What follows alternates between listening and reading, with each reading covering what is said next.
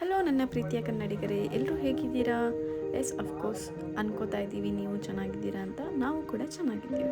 So ನಾವಿವತ್ತು ಹೋಗ್ತಾ ಇರೋದು ಒಂದು ಸ್ಪೆಷಲ್ ಟೆಂಪಲ್ಗೆ, ಅದು ತಿರುಪತಿ ಟೆಂಪಲ್. ನಾವಿರೋದು ಬ್ಯಾಂಗ್ಳೂರಲ್ಲಿ. ಸೊ ಕಂಪ್ನಿಯಿಂದ ಬೇಗ ಲಾಗೌಟ್ ಆದ್ವಿ. ಒಂದು 3 ಹಂಗೆ ಬೆಂಗಳೂರು ಬಿಡ್ತಾ ಇದ್ದೀವಿ. ಸೊ ನನಗೆ ಹೊಟ್ಟೆ ಬೇರೆ ತುಂಬ ಹಸಿತಾ ಇತ್ತು. ಇಲ್ಲಿ ಮಧ್ಯದಲ್ಲಿ ಆಂಧ್ರ ನಿಯರಲ್ಲಿ ಒಂದು ಪಂಜಾಬಿ ಡಾಬಾ ಇತ್ತು. ಊಟ ಮಾಡೋಣ ಅಂತ ಇಲ್ಲಿ ಗಾಡಿ ನಿಲ್ಲಿಸ್ಬಿಟ್ಟು ಊಟಕ್ಕೆ ರೆಡಿ ಆಗ್ತಾ ಇದ್ದೀವಿ.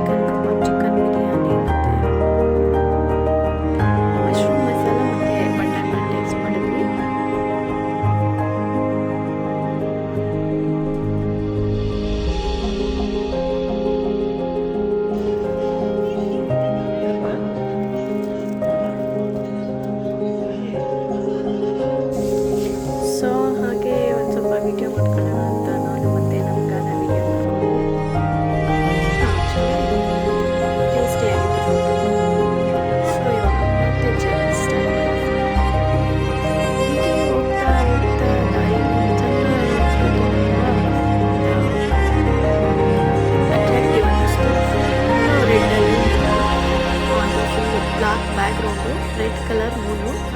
ಜರ್ನಿ ತುಂಬ ಚೆನ್ನಾಗಿತ್ತು.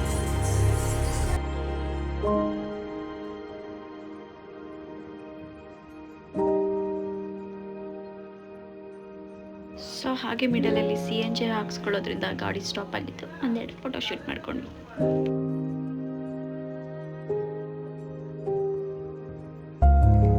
ಆಲ್ಮೋಸ್ಟ್ 11 ಆಗಿತ್ತು. ನಿದ್ದೆ ಏನೋ ಬರ್ತಾ ಇತ್ತು, ಬಟ್ ಫ್ಯಾಮಿಲಿ ಜೊತೆ ಹೋಗ್ತಿರೋದ್ರಿಂದ ಸ್ವಲ್ಪ ತಲೆ ಹರಟೆ ಮಾತಾಡಿಕೊಂಡು ಸಾಂಗ್ ಕೇಳ್ಕೊಂಡು ಹೋದ್ವಿ.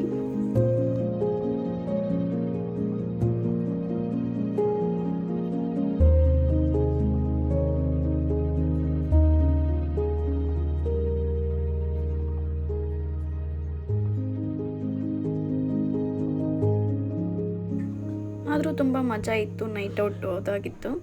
ನೈಟಲ್ಲಿ ಆ ನೇಚರ್ನ ಸ್ವಲ್ಪ ಗ್ರೀನರಿ ಇತ್ತು ತುಂಬ ಜಾಸ್ತಿ. ಎಂಜಾಯ್ ಮಾಡ್ತಾ ಹೋಗ್ತಾ ಇದ್ದೀವಿ.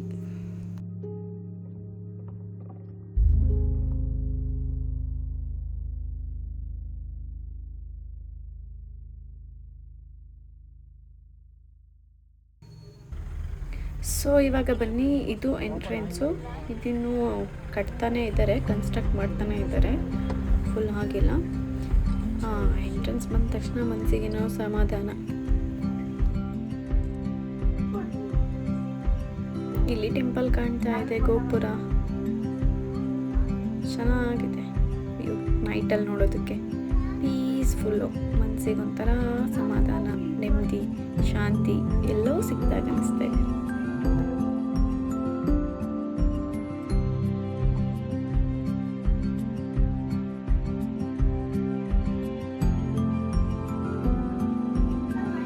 ತಿರುಪತಿಗೆ ನಾವೇನು ಪ್ಲ್ಯಾನ್ ಮಾಡಿರಲಿಲ್ಲ, ಬಟ್ ಒಂದು ಅನ್ಎಕ್ಸ್ಪೆಕ್ಟೆಡ್ ಆಗಿ ನಮ್ಮ ಅಣ್ಣಂದ್ರು ಕರೆದ್ರು. ಸೊ ದೇವರೇ ಕರೆಸ್ಕೊತಾ ಇದ್ದಾನೇನೋ ಅನ್ನೋ ಒಂದು ನಂಬಿಕೆಯಲ್ಲಿ ಹೋಗ್ತಾ ಇದ್ದೀವಿ. ಸೊ ಚೆಕ್ಕಿಂಗ್ ನಡೀತಾ ಇರುತ್ತೆ. ಔಟ್ ಆಫ್ ಸ್ಟೇಟಿಂದ ಬಂದವರು ಎಲ್ಲ ಗಾಡಿನೂ ಚೆಕ್ ಮಾಡ್ತಾರೆ. ಚೆಕ್ಕಿಂಗ್ ಮಾಡುವಾಗ ಒಂದು ವಾಟರ್ ಬಾಟಲ್ ಕೂಡ ಇರೋ ಹಾಗಿಲ್ಲ. ಎಲ್ಲದನ್ನು ಡಿಸ್ಪೋಸ್ ಮಾಡೇ ಹೋಗಬೇಕು. ತುಂಬ ಸ್ಟ್ರಿಕ್ಟ್ ಆಗಿರುತ್ತೆ ಚೆಕ್ಕಿಂಗ್.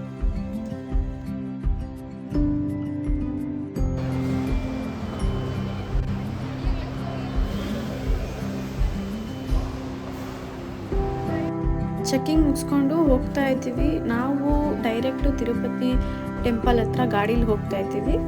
ಕಾಲ್ನಡಿಗೆಲ್ಲೂ ಹೋಗ್ಬೋದು, ಬಟ್ ನಮ್ಮ ಜೊತೆ ನಮ್ಮ ಅಣ್ಣಂದ್ರ ಮಕ್ಕಳು, ಚಿಕ್ಕ ಮಕ್ಕಳು ಇರೋದ್ರಿಂದ ನಾವು ಡೈರೆಕ್ಟು ಗಾಡಿನ ತಿರುಪತಿ ದೇವಸ್ಥಾನದ ಹತ್ರನೇ ಹೊಡಿತಾ ಇದ್ದೀವಿ.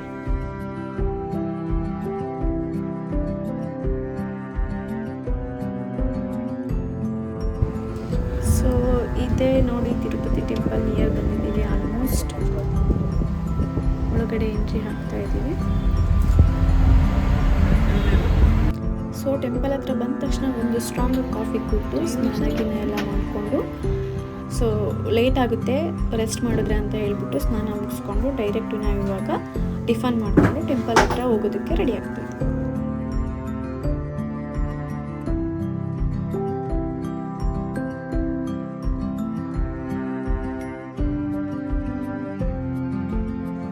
ಟೈಮ್ 3:30 ಆಗಿತ್ತು. ನಮ್ಮ ಬಾತಿಂಗೆಲ್ಲ ಮುಗಿಬಿಟ್ಟು ಫ್ರೆಶ್ ಆಗಿ ದರ್ಶನ ಮಾಡೋಣ ಅಂತ ಈ ಲುಕ್ಕಲ್ಲಿ ರೆಡಿ ಆಗಿದ್ದೀವಿ.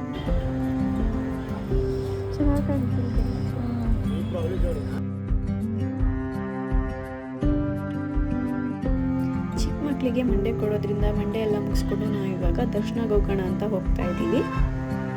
ದರ್ಶನ ನೋಡೋಣ ಎಷ್ಟೊತ್ತಿಗಾಗುತ್ತೆ ಅಂತ. ನಾವು ದರ್ಶನ ನಿಂತಿರೋ ಟೈಮ್ ಬಂದುಬಿಟ್ಟು 3:45 ಆಗಿತ್ತು. ಸೊ ಇವಾಗ ಎಂಟ್ರಿ ಆಗ್ತಾ ಇದ್ದೀವಿ.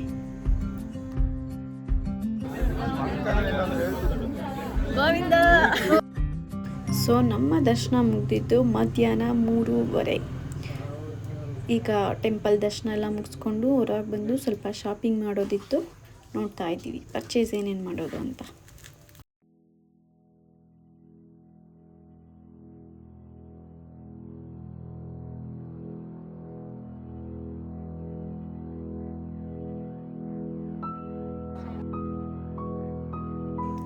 ಇಲ್ಲಿಂದ ಅಂತೂ ತುಂಬ ಚೆನ್ನಾಗಿ ಕಾಣಿಸ್ತಾ ಇತ್ತು ವ್ಯೂಸ್ ಟೆಂಪಲ್ದು. ಏನೋ ಒಂಥರ ಸ್ಟ್ರಾಂಗ್ ಫೀಲಿಂಗ್, ಪಾಸಿಟಿವ್ ವೈಬ್ ಅನ್ನಿಸ್ತಾ ಇತ್ತು. ಇಲ್ಲಿಗೆ ಬಂದಿದ್ದೆ ಒಂದು ಅನ್ಎಕ್ಸ್ಪೆಕ್ಟೆಡ್, ದೇವರೇ ಕರ್ಸ್ಕೊಂಡಿದ್ದಾನೆ ಅನ್ನೋ ಫೀಲ್ ಆಯಿತು.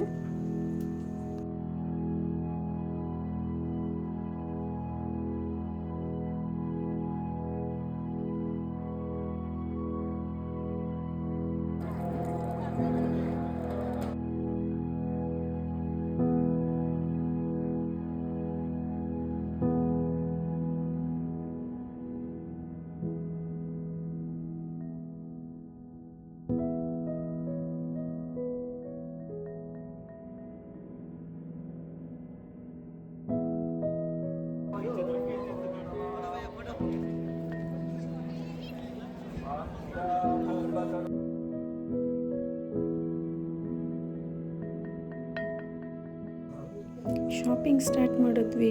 ಶಾಪಿಂಗ್ ಏನೋ ಚೆನ್ನಾಗಾಯಿತು, ಏನೇನು ಬೇಕೆಲ್ಲ ತೊಗೊಂಡ್ವಿ. ಇವಾಗ ಸ್ವಲ್ಪ ಫೋಟೋಶೂಟ್ ನಮ್ಮ ಅಣ್ಣನ ಹತ್ರ ಹೇಳ್ಬಿಟ್ಟು ಸ್ವಲ್ಪ ಫೋಟೋಸ್ ಎಲ್ಲ ತೆಗೆಸ್ಕೊಂಡ್ವಿ. ನಾವು ಗಾಡಿ ನಿಲ್ಲಿಸಿದಂಥ ಜಾಗಕ್ಕೆ ಬಂದ್ವಿ. ಆಲ್ಮೋಸ್ಟ್ 4:50 ಆಗಿತ್ತು ಟೈಮು. ನಾವಿವಾಗ ಚೆಕ್ಔಟ್ ಆಗೋ ಸಮಯ ಬಂದಿದೆ. ತಿರುಪತಿ ದರ್ಶನ ಮುಗಿಸ್ಕೊಂಡು ನೆಮ್ಮದಿಯಾಗಿ ಪೀಸ್ಫುಲ್ಲಾಗಿ ತಿರುಪತಿನ ಬಿಡೋ ಸಮಯ.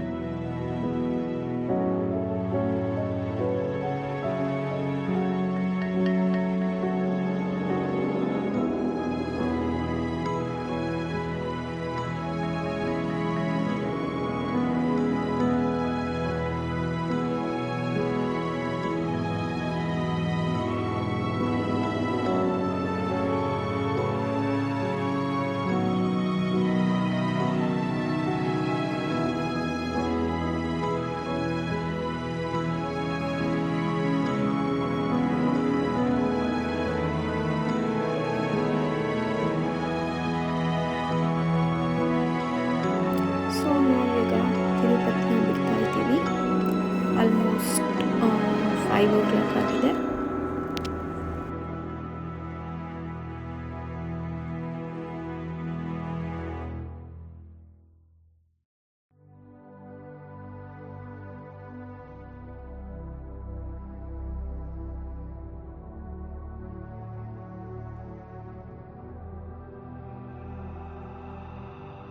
ಸೊ ಹಾಗೆ ಬರ್ತಾ ಎಲ್ಲರೂ ದಾರೀಲಿ ಕಲ್ಲ ಮೇಲೆ ಕಲ್ಲನ್ನು ಜೋಡಿಸಿದ್ರು, ಒಂದು 5-6 ಸ್ಟೆಪ್ಪು.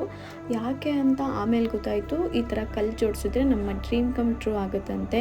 ನಾವೇನಾದರೂ ಹೊಸ ಮನೆ ಕಟ್ಟಬೇಕು ಅಂತ ಅಂದ್ಕೊಂಡ್ರೆ ಈ ಥರ ತಿರುಪತಿ ದರ್ಶನ ಮಾಡಿ ಮನೆಗೆ ಹೋಗುವಾಗ ಈ ಥರ ಕಲ್ಲಿಟ್ಟರೆ ಅದು ಟ್ರೂ ಆಗುತ್ತಂತೆ. ಸೊ ನೋಡೋಣ, ನಾವು ಕೂಡ ಕಲ್ಲು ಜೋಡಿಸಿದ್ದೀವಿ, ಟ್ರೂ ಆಗುತ್ತಾ ಅಂತ. Hope for the best.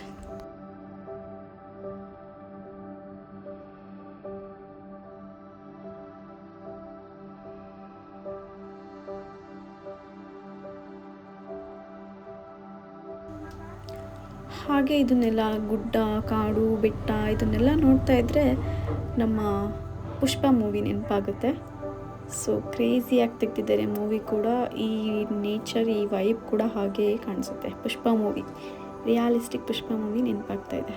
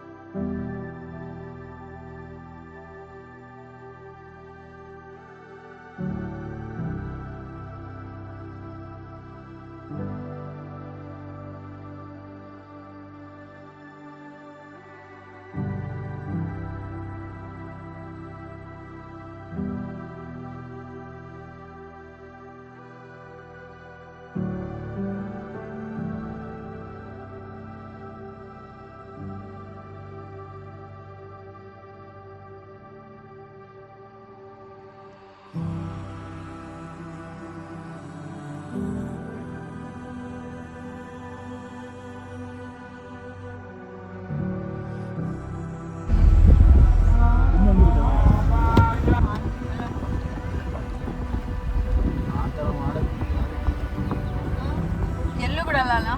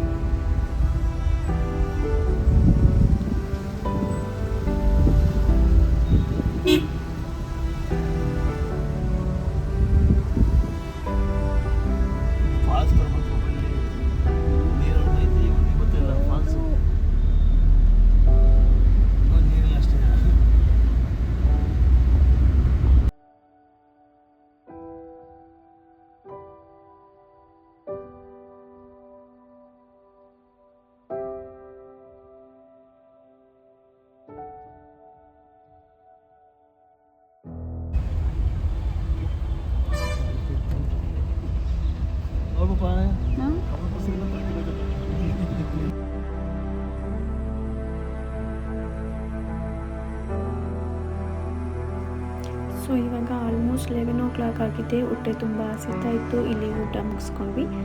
ಆಮೇಲೆ ಸೊ ಇದಾಗಿತ್ತು ಇವತ್ತು ನಮ್ಮ ತಿರುಪತಿಯ ದರ್ಶನ ಮುಗ್ದಿತ್ತು. ಎಲ್ರಿಗೂ ನಮಸ್ಕಾರ. ಫಾಲೋ ಮಾಡಿ.